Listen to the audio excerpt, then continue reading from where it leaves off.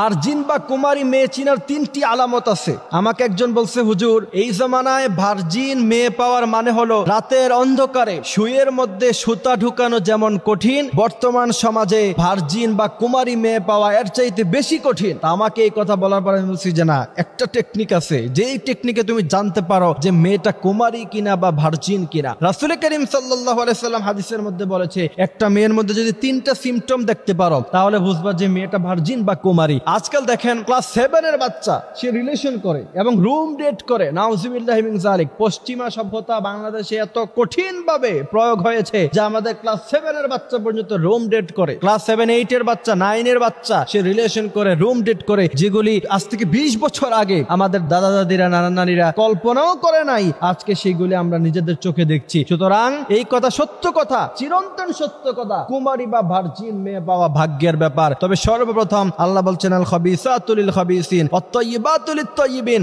আপনি যদি নিজে জীবনে ভালো হন, আপনার জন্য আল্লাহ পাক নেককার স্ত্রী দান করবে। আর যদি আপনি নিজের জীবনে খারাপ হন, নিজের চরিত্র যদি খারাপ হয়, আল্লাহ পাক আপনাকে আপনার মতো করে স্ত্রী দান করবে। আপনি যদি 14 ঘাটের পানি খান, আপনার স্ত্রী দেখবেন 40 ঘাটের পানি খেয়ে আসছে। বিশ্বনবী বলছেন, কুমারী মেয়ে চিনার 3টি আলামতের মধ্যে প্রথম নাম্বার আলামত হলো আদম ও আফওয়া, তাদের কথায় মিষ্টতা থাকবে। গত কিছুদিন আগে কান্দির পার মোড়ে দাঁড়ায়া দেখলাম একজন মেয়ে, সে একজন রিক্সাওয়ালাকে সমানে থাপড়াচ্ছে। কি রে ভাই, কিভাবে সম্ভব? মেয়েটার বয়স খুব বেশি থেকে বেশি 18-19 হবে। এবার আপনি কিভাবে বুঝবো যে এই মেয়েটা কুমারী? ছেলের মতো আচরণ করে, লাজ নাই, লজ্জা নাই, কিচ্ছু নাই। রাসূল বলেছেন, ইদা লাম তাস্তাহি ফাসনা মা শিতা। যদি দেখো কারোর মধ্যে লজ্জা নাই, তুমি বুঝতে পারবা পৃথিবীর সব অপকর্ম সে করে। সুতরাং সেখান থেকে বোঝা যায় আদম ও আফওয়া, কথার মিষ্টতা যার মধ্যে থাকবে না, বুঝতে হবে ওই মেয়ে কুমারী নাও হতে পারে। তবে একদম যে হবে না বিষয়টা এমন না। দ্বিতীয় নাম্বার হচ্ছে, বিয়ে করার পরে দেখবেন এরা সন্তান নিতে খুব আগ্রহী। আবার কিছু কিছু মেয়ে আছে, না